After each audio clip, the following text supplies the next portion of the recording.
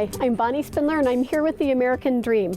We're at Hunters Point Naval Shipyards today. The shipyards were built in 1870 and it was considered one of the best shipyards in the entire world. Teddy Roosevelt had his famous Great White Fleet worked on here, and then at some point they decommissioned it.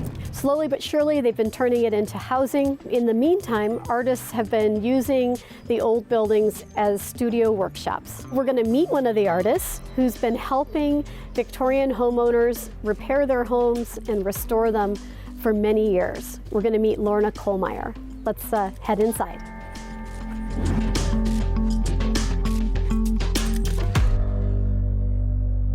Lorna! Bonnie! Hey, how are you? Hi. I have to stand on my tippy toes. It's okay, I'm used to it. First of all, this is the old torpedo training center of Hunters Point Shipyard when Wow.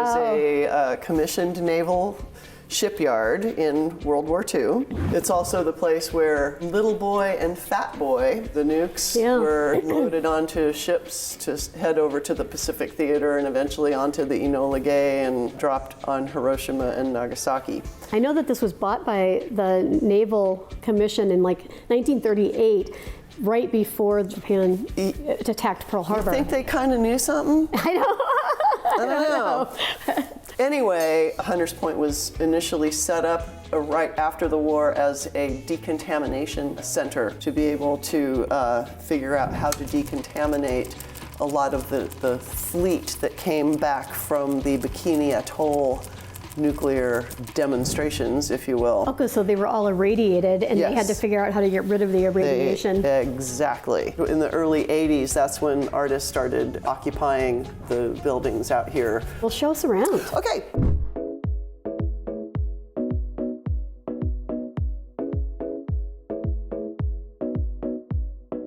This is so elaborate. How did you get into this? I arrived in San Francisco and met a couple who had restored Victorians for many years, and they had a small collection of molds of ceiling medallions and brackets that they used for their own projects. They wanted the stuff out of their basement and said, you know anybody that wants to buy a plaster business? I was right there. I said, That's awesome. Heck, I can do that. So there I was. So if you'd like to go into the other room, I can show you how the process works. Yes, let's do it. Okay, let's go.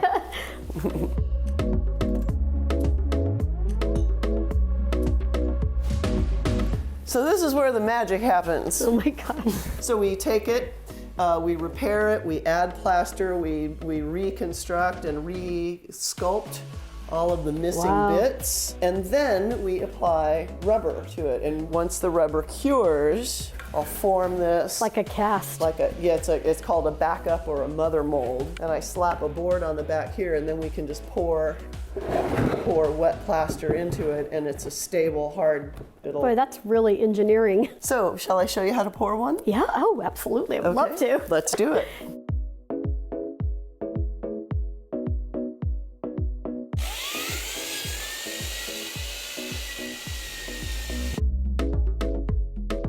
You look hot and alive, baby. So we're just gonna pour in the wet plaster, all mixed up.